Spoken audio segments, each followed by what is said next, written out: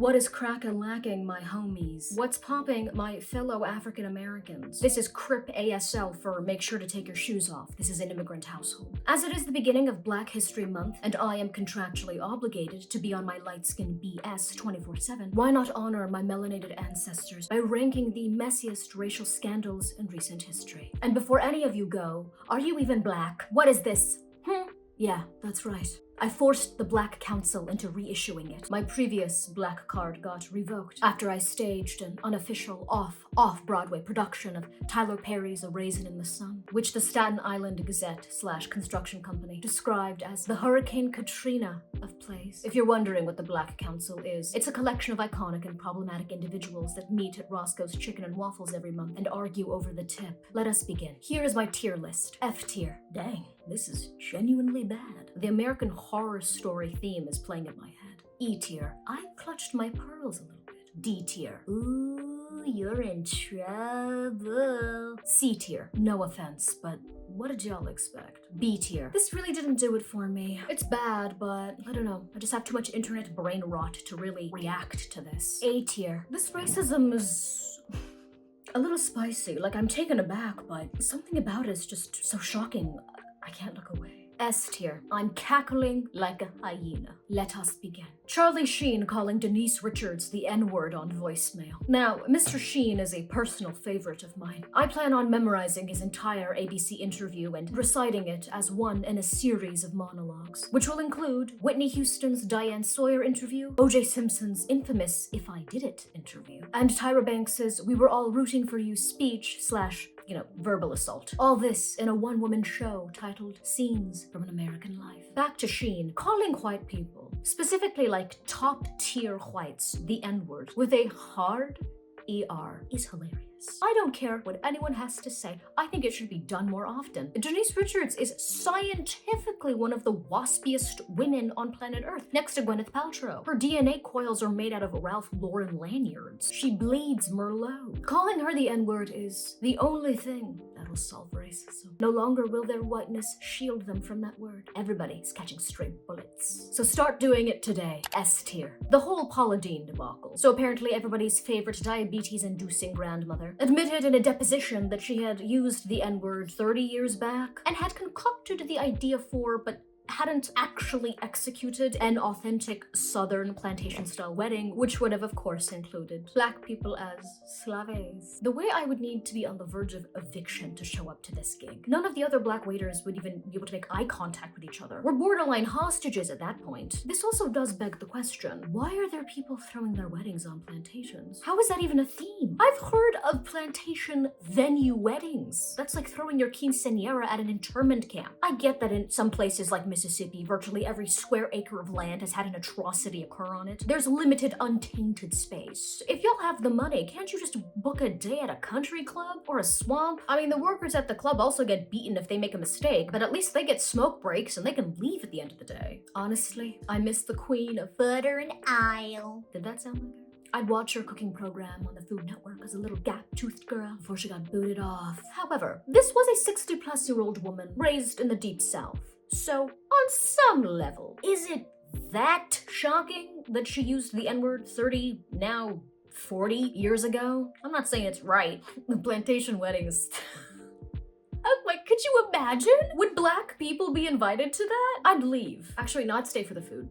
I want to be proud of it, but like, you would too. Okay, shut up. I would take it to go box. So I gotta give it a C tier. Morgan Wallace, country singer number 537, and donor of quite the regal looking mullet. It's like a fancy brown badger laying atop his antebellum head. Morgan had a video of him released in 2020 where he was drunkenly calling his friend, who I don't think is Black, the N-word. Now on a scale from MLK to KKK, this is like a 5. I have enough internet brain rot where for me to get truly offended or shocked, it needs to be at least a 7. Now, I have no real feelings about Morgan Wallace. He's talented. I mean, I've heard snippets of his twang, but this was literally my introduction to the man. So it didn't hit me as hard as the Paula Deen incident. But in a similar vein, I wasn't exactly surprised. Am I shocked that a sort of backwoods hickish man used the N-word in a manner that he thought was playful or edgy. If anything, I was just surprised they caught it on camera. This reminds me of when that Duck Dynasty man number 3 said, "I don't much like the Rainbow Brigade." And people went, "Oh my gosh, can you believe that he's homophobic?" Yes! If he had said, "I'm actually an intersectional feminist, working to destroy the white supremacist cis heteronormative patriarchy. When I'm out there in the swamp patiently waiting to kill those ducks, I listen to bell hooks on audio tape." That would have been surprising. So I'm gonna give Mr. Morgan a C tier. Justin Bieber. Back when he had that coconut head haircut, looking like a bi-curious camp instructor. I will let the clips speak for themselves. One less lonely nigga. One less lonely nigga. One less lonely nigga. There's gonna be one less nigga. If I kill you, I'll be part of the KKK. Then there'll be one less lonely nigga. There's gonna be one less lonely nigga. That's just straight. Why are black people afraid of chainsaws? Don't even say it. Don't say it. I bet his mom was recording these videos. One less lonely N-word? Is that about Emmett tilling someone? What does that even mean? I'm trying to intellectualize a Justin Bieber TMZ video. I was never a believer, so when this footage came out, I laughed out loud, imagining the turmoil of his fans after discovering that their cherubic god king was problematique. It's good to tear down those idols young, kids. I do remember my reaction, and it was very much a, "Ooh, Usher's gonna take away your fruit snacks this week," or lock you in a cage, or whatever punishment they bestow on child entertainers. D tier. Mel Gibson. A man who I was convinced was Australian. Am I crazy? Because I can't have been the only one. Maybe it's just because he was in those Mad Max movies. This is a person who looks like they were born in a desert. Mel is responsible for one of Hollywood's most infamous voicemail meltdowns. Brace yourselves, because this one's a doozy. "You look like a on heat, and if you get by a pack, it's your fault." Oh dear. He just had to add an additional sprinkle of misogyny as he continues. "You go out in public and it's an embarrassment to me. You're provocatively dressed all the time with your fake boobs. You feel you have to show off, and tight outfits and tight pants so that you can see your from behind." That was an incel level of rage. Coming from a man who was getting laid. Incredible. F tier. J-Lo singing the N-word in the I'm Real Murder remix. Specifically the line, "I tell them to mind their biz, but they don't hear me though." Now, to be fair, she didn't sing this. If you know, you know. Okay, I'll explain. J-Lo is infamous within the music industry for having other, stronger female vocalists, let's just say, contribute to her songs. This might actually be a pre-9/11 scandal. Throwback. Maybe it's because this scandal was before my time, but I just can't bring myself to care. B tier. Donald Sterling, the businessman and former owner of the LA Clippers, whose then girlfriend, known as V, who, I will say, has one of the most interesting looking faces I've ever seen, leaked one of their phone calls. I mostly wanted to bring up this scandal because V is responsible for one of my favorite moments in pop culture. I'm Mr. Sterling's right-hand arm, man. I'm Mr. Sterling everything. I'm his confidant, his best friend, his silly rabbit. His what? His silly rabbit. His silly rabbit? Yes. Is that what he calls you? No. Now, enjoy a reenactment of the transcript. "I don't understand. I don't see your views. I wasn't raised the way you were raised." "Well then, if you don't feel, don't come to my games. Don't bring black people, and don't come." "Do you know that you have a whole team that's black that plays for you?" I don't know why she sounds like Melania Trump, but I'm gonna keep doing it.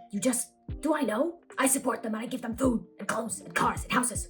Who gives it to them?" "Honey, if it makes you happy, I'll remove all of the black people from my Instagram." "You said that before. You said I understand." "I did remove the people that were independently on my Instagram that are black." "Then why did you start saying that you didn't?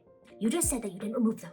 You didn't remove I didn't remove Matt Kemp and Magic Johnson, but I thought... Why? I thought Matt Kemp is mixed and he was okay, just like me." "Okay." "He's lighter and whiter than me." "Okay." Old man Don seems like he was born before the polio vaccine. His disrespect towards the very people who he literally makes a comfortable living off of is terrible, but again, was I shocked? I'm not not suggesting that you can tell someone has aggressive views just by looking at them. Okay, maybe I am. But let's just say this man does look like the only equity he's ever heard of is financial. C tier. Papa John, the founder of an OK pizza chain, allegedly used the N-word on a conference call, though he claims that it was sabotage. Like, I don't think he denies using it, but he just thinks that the company was trying to oust him and this was a valid excuse. You know what? I didn't know there was drama at Papa John's Incorporated. I am biased here because I was never really into Papa John's. Like any formerly chubby and depressed cretin, I was intimately familiar with Domino's, small pizza, pepperonis, jalapenos, and onions on top.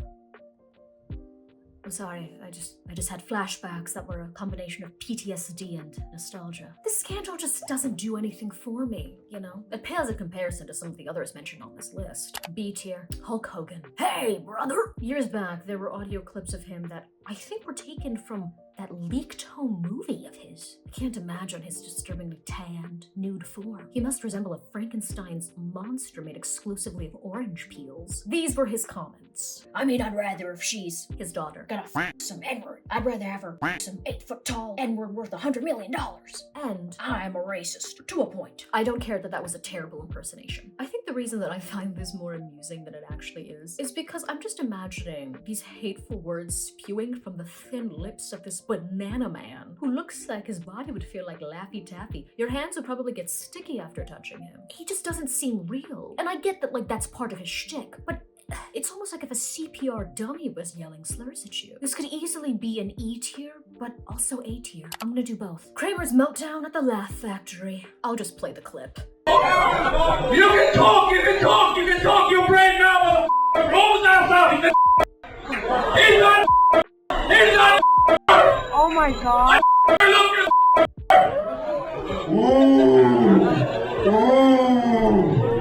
All right, you see?